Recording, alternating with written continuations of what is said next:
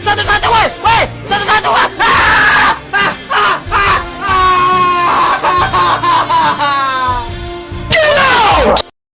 Assalamualaikum warahmatullahi wabarakatuh. Perkenalkan, nama saya Eka Ramdhani dari kelas 11 PPLG 2. Di video kali ini saya akan menjelaskan materi tentang sequence diagram, package diagram, dan deployment diagram. Yang pertama adalah sequence diagram. Sequence diagram atau diagram urutan adalah sebuah diagram yang digunakan untuk menjelaskan dan menampilkan interaksi antar objek-objek dalam sebuah sistem secara terperinci. Tujuan diagram sequence adalah digunakan untuk memodelkan interaksi antar objek dalam suatu sistem secara berurutan berdasarkan waktu. Selanjutnya adalah kelebihan sequence diagram. Kelebihannya adalah visualisasi yang jelas, dapat membantu tim memahami proses yang kompleks dengan lebih mudah. Sedangkan untuk kekurangannya adalah kurang efektif untuk proses besar. Untuk sistem yang sangat kompleks, metode dapat menjadi terlalu rumit. Berikutnya adalah simbol dari sequence diagram. Yang pertama adalah lifeline, menyatakan kehidupan suatu objek, digambarkan dengan garis putus-putus. Selanjutnya adalah activation, menyatakan objek dalam keadaan aktif dan berinteraksi. Semuanya terhubung dengan waktu aktif ini adalah sebuah tahapan yang dilakukan di dalamnya, digambarkan dengan bentuk persegi panjang. Lalu ada objek menyatakan objek yang berinteraksi berbentuk persegi. Langkah-langkah membuat sequence diagram. Karena di sini saya menggunakan Lucid chart, maka yang pertama dilakukan adalah add shape. Kalian bisa menambahkan mencari model UML lalu pilih. Setelah itu pilihlah UML sequence. Setelah digunakan, tambahkan 4 buah lifeline dari toolbox untuk mewakili aktor atau objek.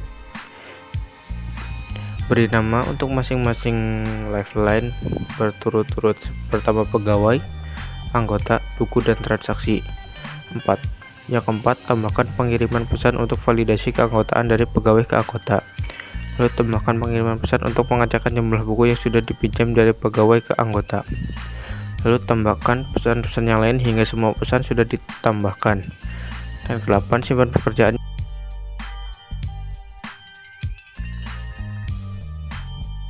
Yang selanjutnya adalah package diagram.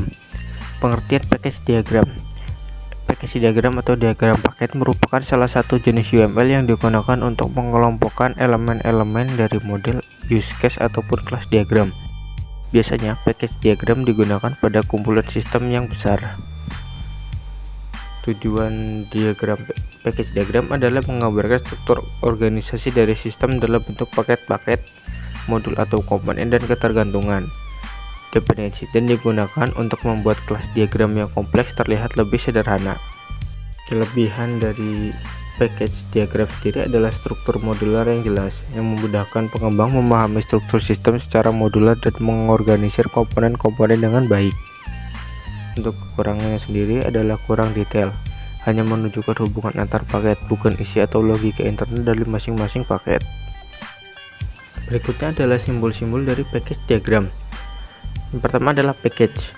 Package adalah sekelompok elemen-elemen model, digambarkan dengan bentuk persegi dengan persegi panjang kecil di atasnya. Lalu ada import, suatu dependensi yang mengindikasikan isi tujuan paket secara umum yang ditambahkan ke dalam sumber paket. Lalu ada akses, suatu dependensi yang mengindikasikan isi tujuan paket secara umum yang bisa digunakan pada nama sumber paket. Ini adalah langkah-langkah untuk membuat package diagram. Di sini saya menggunakan shape dari kelas diagram. Setelah itu dari toolbox tambahkan package dengan jumlah yang diperlukan, lalu beri nama masing-masing package. Selanjutnya buat hubungan antar package, lalu setelah itu simpan pekerjaannya sudah dilakukan. Selanjutnya adalah deployment diagram. Pengertian deployment diagram. Deployment diagram adalah salah satu jenis alat atau bahasa UML yang digunakan untuk memvisualisasikan, menspesifikasikan, dan mendokumentasikan proses yang terjadi pada suatu sistem perangkat lunak berbasis objek yang akan dibangun. Tujuan dari diagram ini adalah memvisualisasikan arsitektur fisik sistem, termasuk bagaimana perangkat lunak didistribusikan ke perangkat keras. Diagram ini membantu memahami arsitektur sistem dan bagaimana komponen perangkat lunak bekerja bersama di atas perangkat keras fisik. Kelebihan, deployment diagram dapat memudahkan visualisasi penempatan komponen sistem pada perangkat keras dan berguna untuk perencanaan infrastruktur serta dokumentasi. Kekurangannya, diagram ini tidak menampilkan alur fungsional, bisa rumit untuk sistem besar dan kurang relevan untuk proyek kecil. Yang berikutnya adalah simbol-simbol deployment diagram. Yang pertama adalah package. Package merupakan bungkusan dari satu atau lebih node berbentuk persegi panjang. Node biasanya mengacu pada perangkat keras hardware dan perangkat lunak yang tidak dibuat sendiri. Jika di dalam node disertakan komponen untuk mengonsistenkan rancangan, maka komponen yang diikutsertakan harus sesuai dengan komponen yang telah didefinisikan sebelumnya pada diagram komponen. Yang berikutnya adalah kebergantungan atau dependensi. Kebergantungan antar node arah panah mengarah pada node yang dipakai. Yang terakhir adalah link. Link adalah relasi antar node. Untuk langkah-langkahnya, pertama adalah pilih shape UML deployment diagram. Lalu pilih shape tersebut. Tambahkan node sejumlah yang diperlukan dan beri nama masing-masing node. Setelah diberi nama, lalu buatlah hubungan atau relasi di antara node. Setelah itu simpan pekerjaan.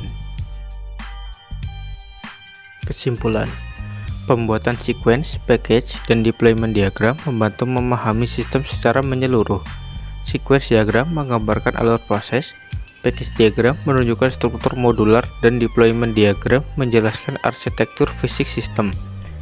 Ketiganya mendukung analisis dan perancangan sistem yang terstruktur dan efisien.